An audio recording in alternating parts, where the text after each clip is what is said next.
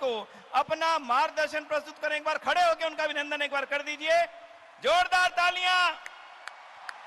भारत माता की, भारत माता की, भारत माता की। महर्षि दयानंद की, महर्षि दयानंद की। भारत माता की। माननीय प्रधानमंत्री महोदय जी।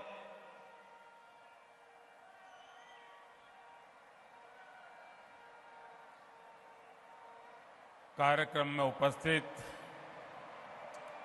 गुजरात के राज्यपाल श्रीमान आचार्य देवव्रत जी, सर्वदेशीय कार्य प्रतिनिधि सभा के अध्यक्ष श्री सुरेश चंद्र आर्य जी,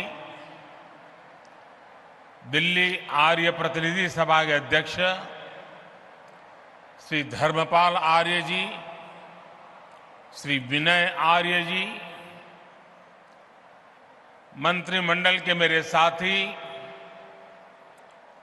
जी किशन रेड्डी जी, मीनाक्षी लेखी जी, अर्जुन राम मेघवाल जी, सभी प्रतिनिधिगण, उपस्थित भाई और बहनों, महर्षि दयानंद जी की 200वीं जन्म जयंती का यह अवसर ऐतिहासिक है और भविष्य के इतिहास को निर्मित करने का अवसर भी है।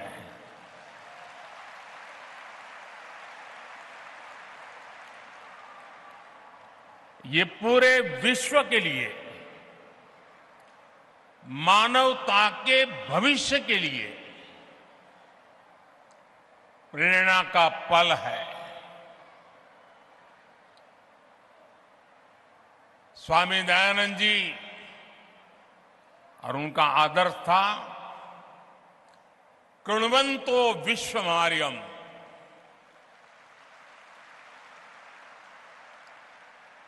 अर्थात हम पूरे विश्व को श्रेष्ठ बनाएं। हम पूरे विश्व में श्रेष्ठ विचारों का, मानवीय आदर्शों का संचार करें। इसलिए 21वीं सदी में आज जब विश्व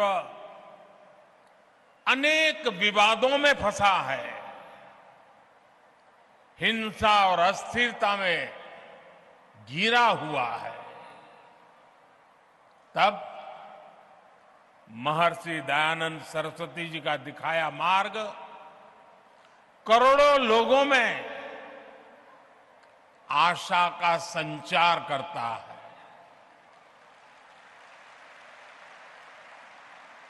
ऐसे महत्वपूर्ण दौर में आर्य समाज की तरफ से महर्षि दयानंद जी की 200वीं जन्म जयंती का ये पावन कार्यक्रम 2 साल चलने वाला है और मुझे खुशी है कि भारत सरकार ने भी इस महोत्सव को मनाने का निर्णय किया है।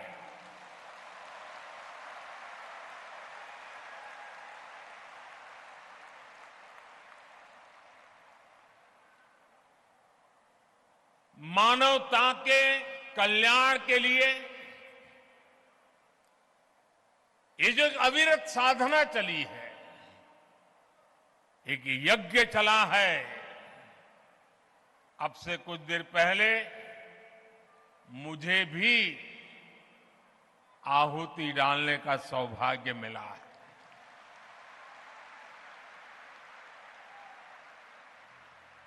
अभी आचार्य जी बता रहे थे, ये मेरा सौभाग्य है कि जिस पवित्र धरती पर महर्षि दयानंद सरस्वती जी ने जन्म लिया, उस धरती पर मुझे भी जन्म लेने का सौभाग्य मिला।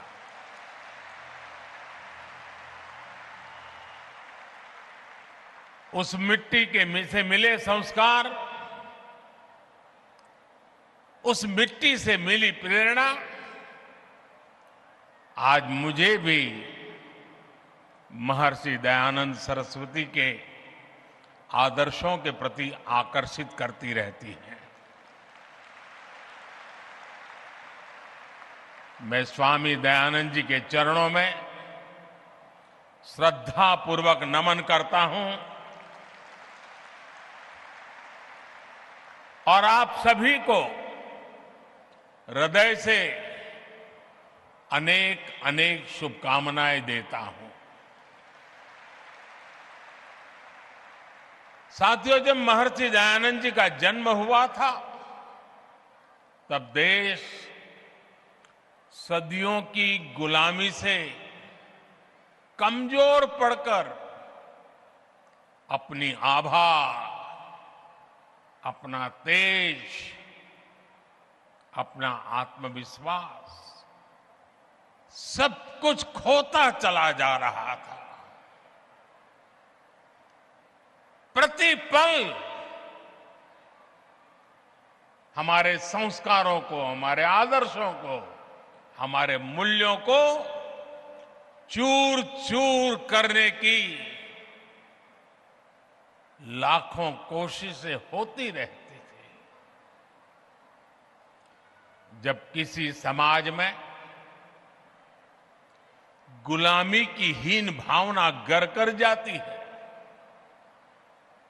तो आध्यात्म और आस्था की जगह आडंबर आना स्वाभाविक हो जाता है।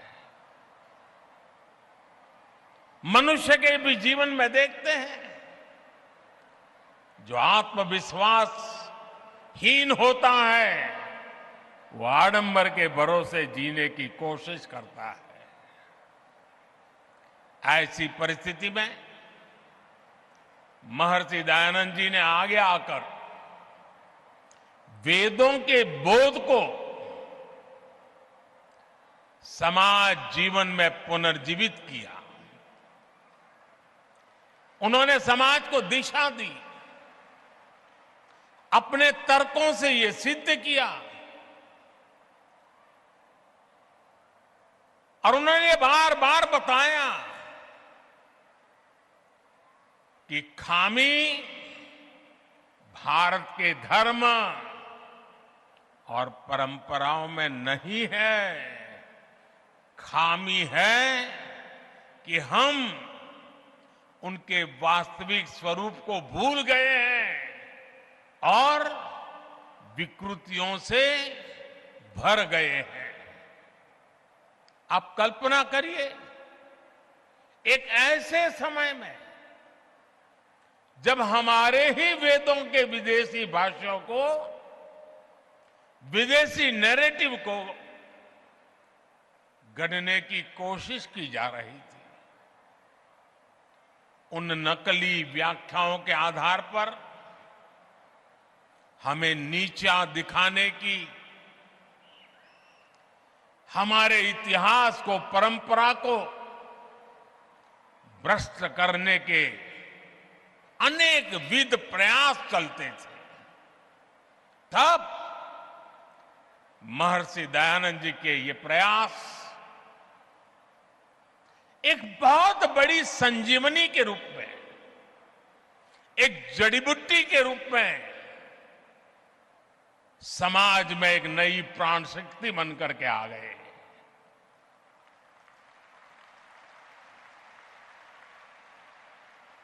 महर्षि जी ने सामाजिक भेदभाव, ऊंच नीच, छुआछूत ऐसी समाज में घर कर गई अनेक विकृतियां, अनेक बुराइयों के खिलाफ एक सशक्त अभियान चलाया।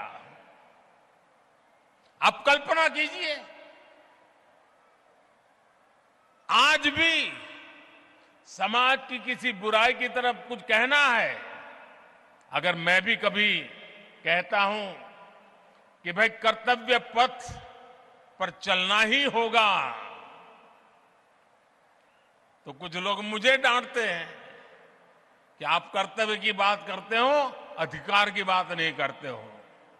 अगर 21वीं सदी में मेरा यह हाल है तो 150 पौने 200 साल पहले महर्षि जी को समाज को रास्ता दिखाने में कितनी दिक्कतें आई होगी।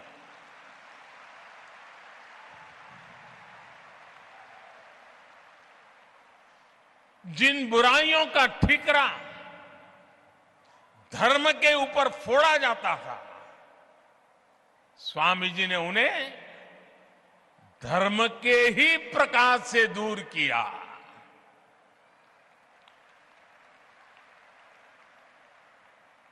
और महात्मा गांधी जी ने एक बहुत बड़ी बात बताई थी और बड़े गर्व के साथ बताई थी। महात्मा गांधी जी ने कहा था कि हमारे समाज को स्वामी दयानंद जी की बहुत सारी देन है, लेकिन उनमें अस्पृश्यता के विरुद्ध घोषणा सबसे बड़ी देन है। महिलाओं को लेकर भी समाज में जो रूढ़ियां पनप गई थी, महर्षि दयानंद जी उनके खिलाफ भी एक तार्किक और प्रभावी आवाज बनकर के उभरे। महर्षि जी ने महिलाओं के खिलाफ भेदभाव का खंडन किया, महिला शिक्षा का अभियान शुरू किया, और ये बातें 150 पौने 200 साल पहले की है। आज भी कई समाज ऐसे हैं जहां बेटियों को शिक्षा और सम्मान से वंचित रहने के लिए मजबूर करते हैं। स्वामी दयानंद जी ने ये बिगुल तब फूंका था जब पश्चिमी देशों में भी महिलाओं के लिए समान अधिकार दूर की बात थी।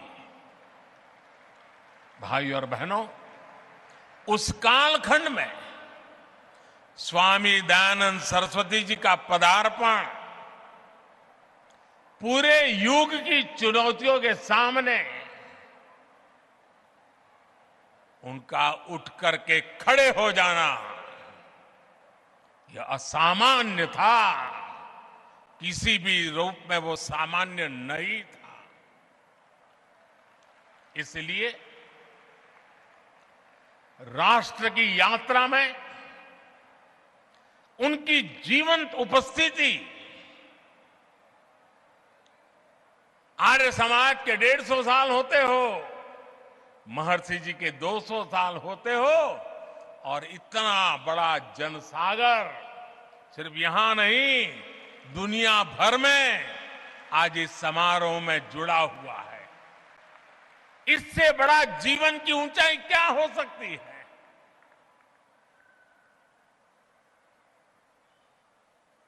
जीवन जिस प्रकार से दौड़ रहा है, मृत्यु के 10 साल के बाद भी जिंदा रहना असंभव होता है। 200 साल के बावजूद भी आज महर्षि जी हमारे बीच में हैं।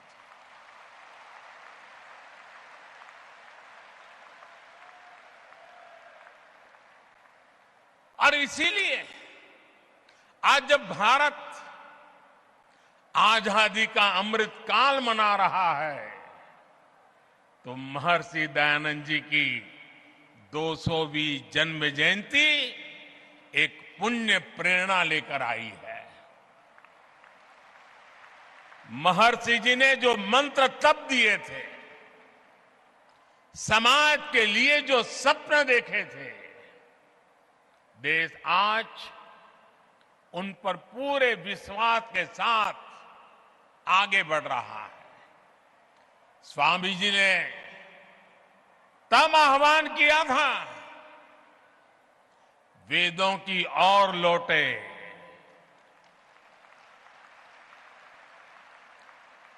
आज देश अत्यंत स्वाभिमान के साथ अपनी विरासत पर गर्व का आह्वान कर रहा है। आज देश पूरे आत्मविश्वास के साथ कह रहा है कि हम देश में आधुनिकता लाने के साथ ही अपनी परंपराओं को भी समृद्ध करेंगे।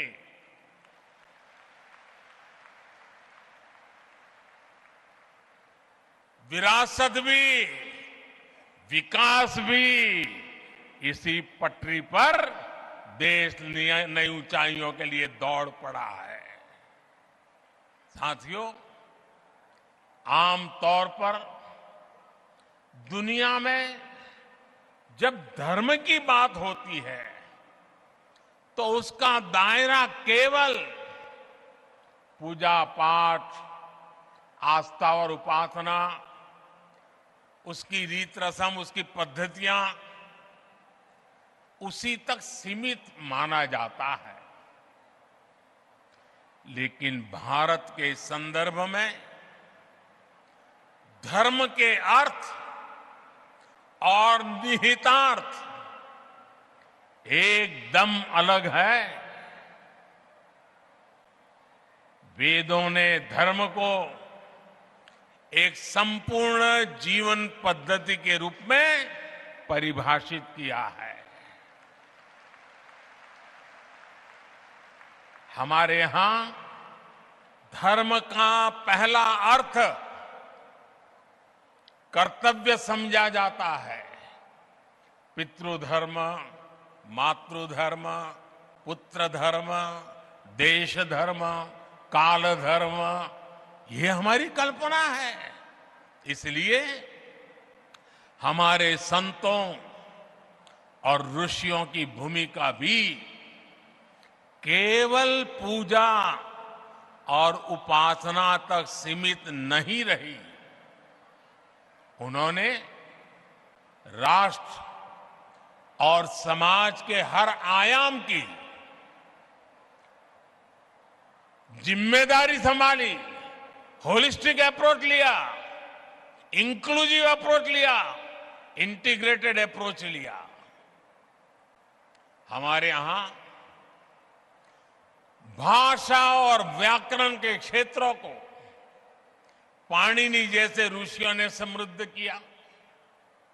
योग के क्षेत्र को पतंजलि जैसे महर्षियों ने विस्तार दिया।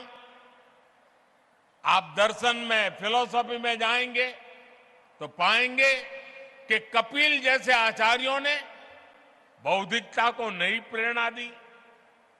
नीति और राजनीति में महात्मा विदुर से लेकर के भर्तृहरि और आचार्य चाणक्य तक कई ऋषि भारत के विचारों को परिभाषित करते रहे हैं। हम गणित की बात करेंगे तो भी भारत का नेतृत्व आर्यभट्ट, ब्रह्मगुप्त और भास्कर जैसे महान गणितज्ञों ने किया। उनकी प्रतिष्ठा एक ऋषि से जरा भी कम नहीं थी। विज्ञान के क्षेत्र में तो कणाद और बरामीर जैसे लेकर के चरक और सुश्रुत तक अनगिनत नाम है। जब स्वामी दयानंद जी को देखते हैं तो हमें पता चलता है कि उस प्राचीन परंपरा को पुनर्जीवित करने में उनकी कितनी बड़ी भूमिका रही है और उनके भीतर आत्मविश्वास कितना गजब का होगा।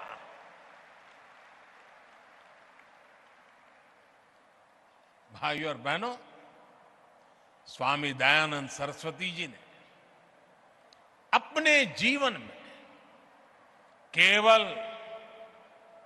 एक मार्ग ही नहीं बनाया, बल्कि उन्होंने अनेक अलग अलग संस्थागत व्यवस्थाओं का भी सृजन किया। और मैं कहूंगा कि ऋषि जी अपने जीवन काल में क्रांतिकारी विचारों को लेकर के चले, उसको जिए, लोगों को जीने के लिए प्रेरित किया, लेकिन उन्होंने हर विचार को व्यवस्था के साथ जोड़ा, इंस्टीट्यूशनलाइज किया और संस्थानों को जन्म दिया।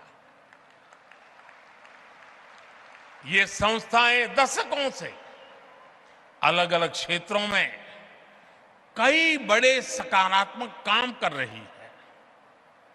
परोपकारिणी सभा की स्थापना तो महर्षि जी ने खुद ने की थी। ये संस्था आज भी प्रकाशन और गुरुकुलों के माध्यम से वैदिक परंपरा को आगे बढ़ा रही है।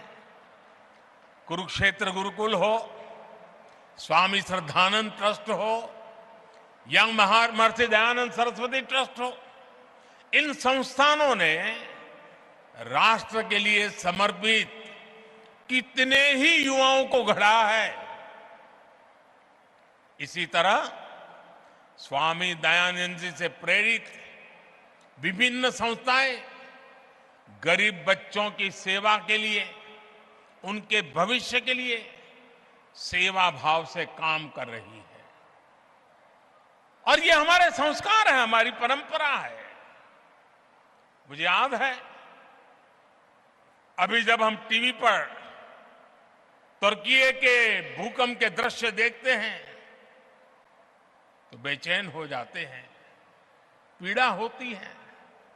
मुझे याद है 2001 में जब गुजरात में भूकंप आया, पिछली शताब्दी का भयंकर भूकंप था, उस समय जीवन प्रभा ट्रस्ट के सामाजिक कार्य और राहत बचाव में उसकी भूमिका तो मैंने खुद ने देखा है।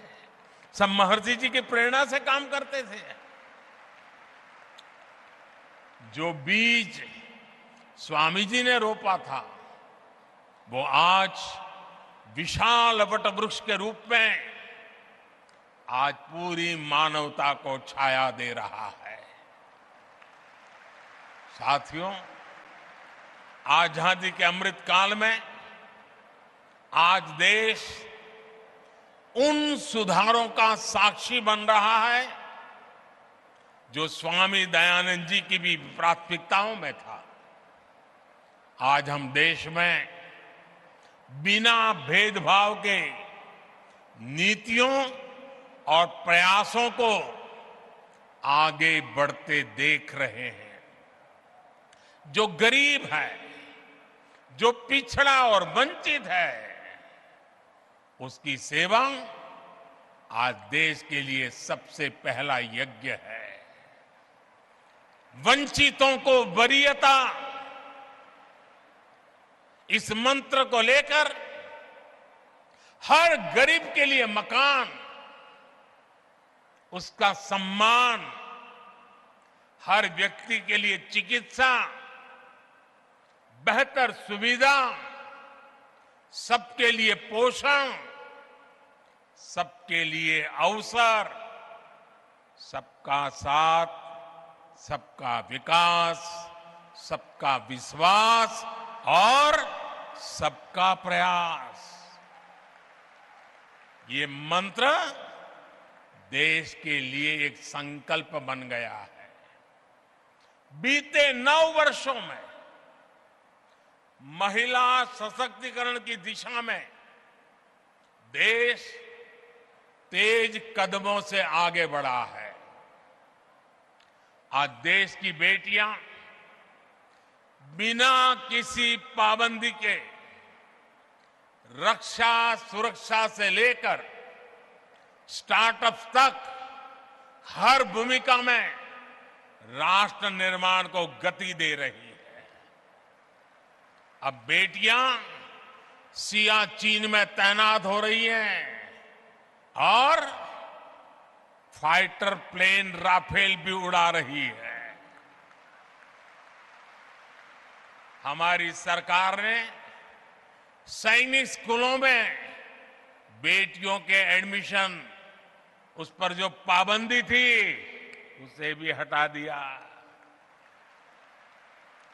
स्वामी दयानंद जी ने आधुनिक शिक्षा के साथ साथ गुरुकुलों के जरिए भारतीय परिवेश में ढली शिक्षा व्यवस्था की भी वकालत की थी।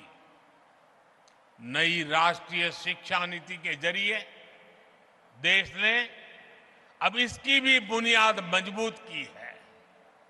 साथियों, स्वामी दयानंद जी ने हमें जीवन जीने का एक और मंत्र दिया था। स्वामी जी ने बहुत ही सरल शब्दों में उन्होंने बताया था, आखिर परिपक्व कौन होता है? आप किसको परिपक्व कहेंगे? स्वामी जी का कहना था और बहुत ही मार्मिक है।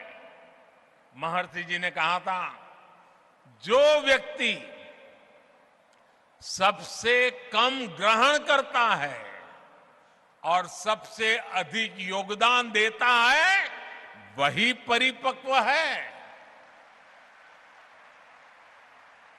आप कल्पना कर सकते हैं कितनी सरलता से उन्होंने कितनी गंभीर बात कह दी थी।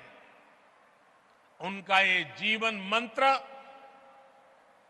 आज कितनी ही चुनौतियों का समाधान देता है। अब जैसे इसे पर्यावरण के संदर्भ में भी देखा जा सकता है।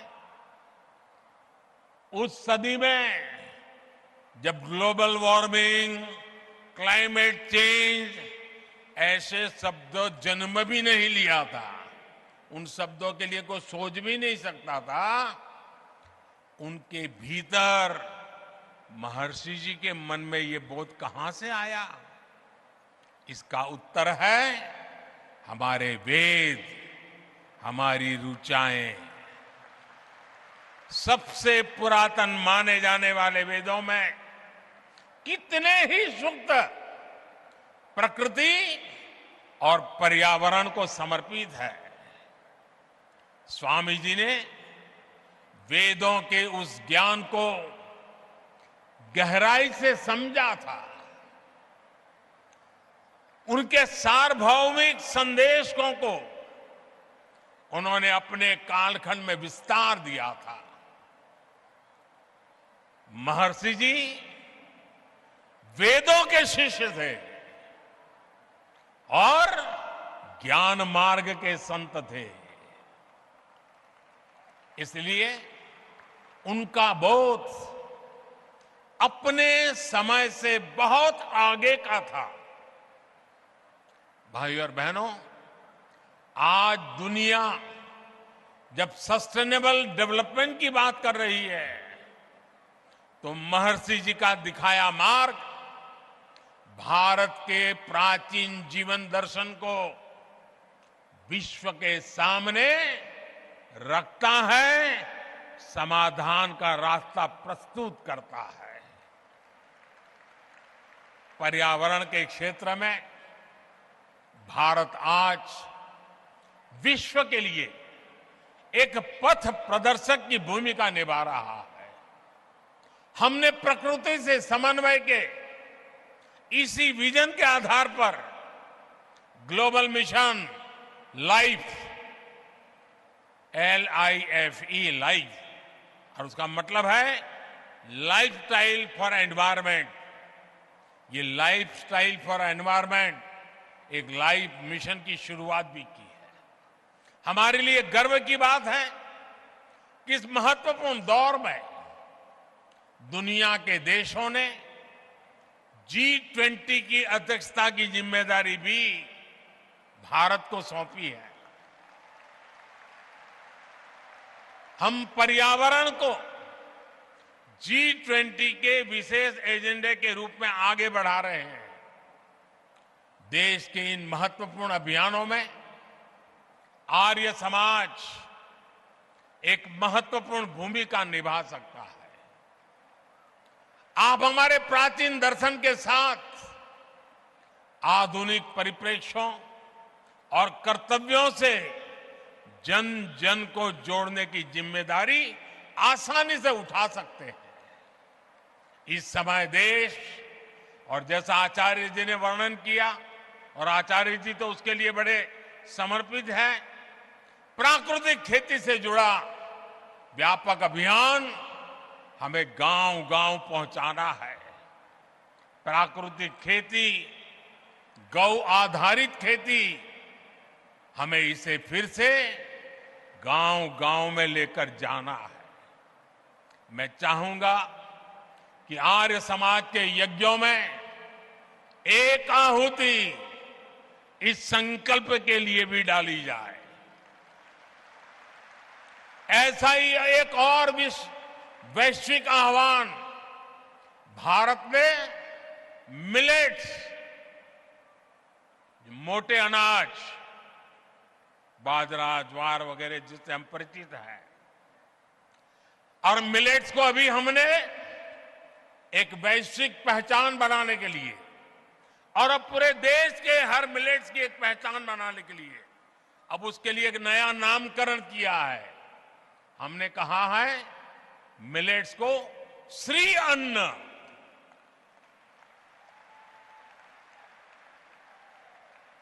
इस वर्ष संयुक्त राष्ट्र इंटरनेशनल मिलेट ईयर मना रहा है, और हम तो जानते हैं, हम तो यज्ञ संस्कृति के लोग हैं, और हम यज्ञों में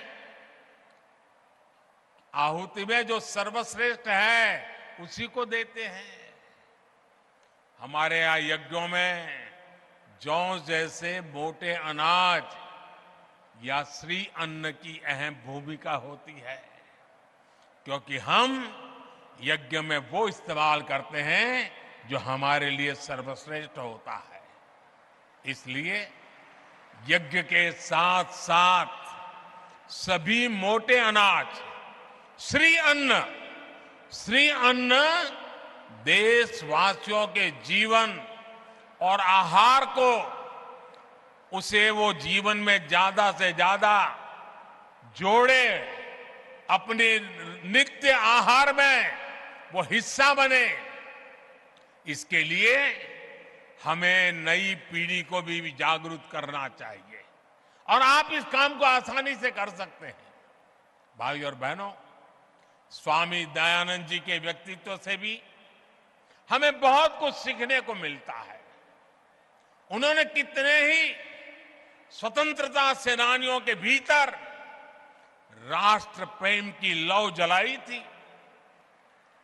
कहते हैं एक अंग्रेज अफसर उनसे मिलने आया और उनसे कहा कि भारत में अंग्रेजी राज के सदैव बने रहने की प्रार्थना करें। स्वामी जी का निर्भीक जवाब था, आंख में आंख मिलाकर के अंग्रेज अफसर को कह दिया था, स्वाधीनता मेरी आत्मा और भारतवर्ष की आवाज है, यही मुझे प्रिय है। मैं विदेशी साम्राज्य के लिए कभी प्रार्थना नहीं कर सकता। अनगिनत महापुरुष, लोकमान्य तिलक, नेताजी सुभाष चंद्र बोस, वीर सावरकर, लाला लाजपत राय, लाला हरदयाल, श्यामजी कृष्ण वर्मा, चंद्रशेखर आजाद, राम प्रसाद बिस्मिल, लाखों लाख स्वातंत्र सेनानी और क्रांतिकारी महर्षि जी से प्रेरित थे।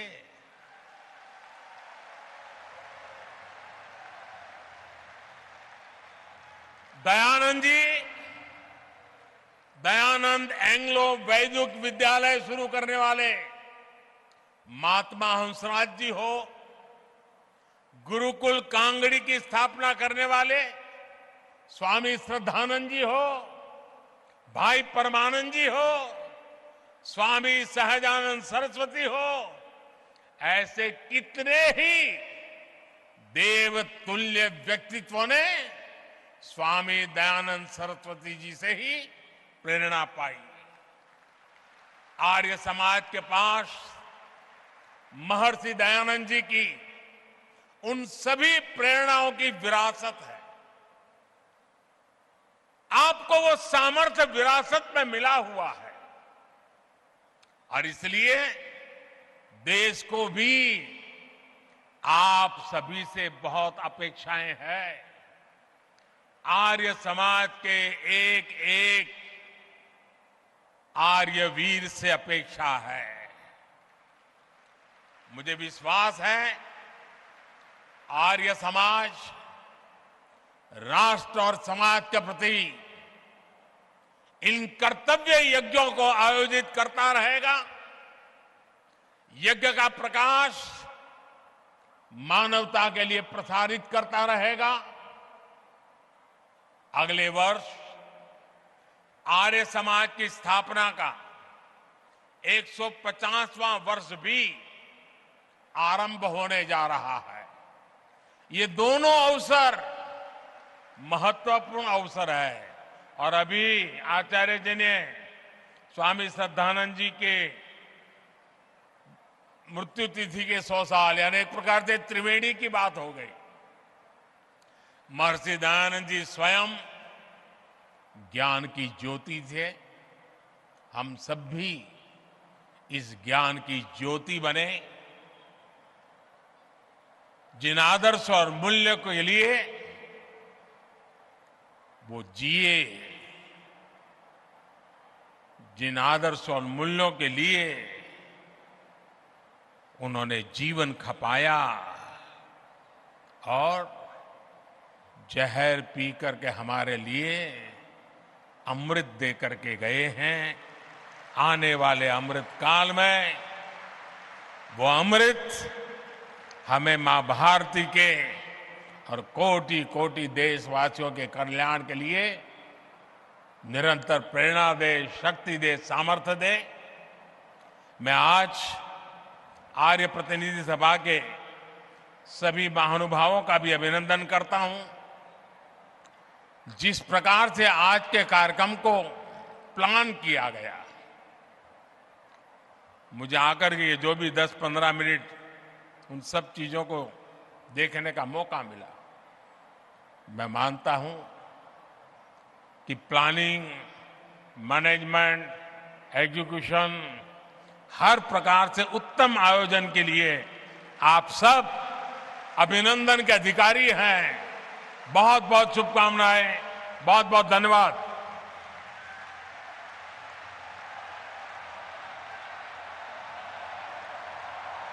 हेलो, एक बार जोरदार तालियों द्वारा अभिनंदन। भारत माता की, भारत माता की, महर्षि दयानंद की, महर्षि दयानंद की, भारत माता की। बंधुओं, एक ऐसी ऊर्जा का संचार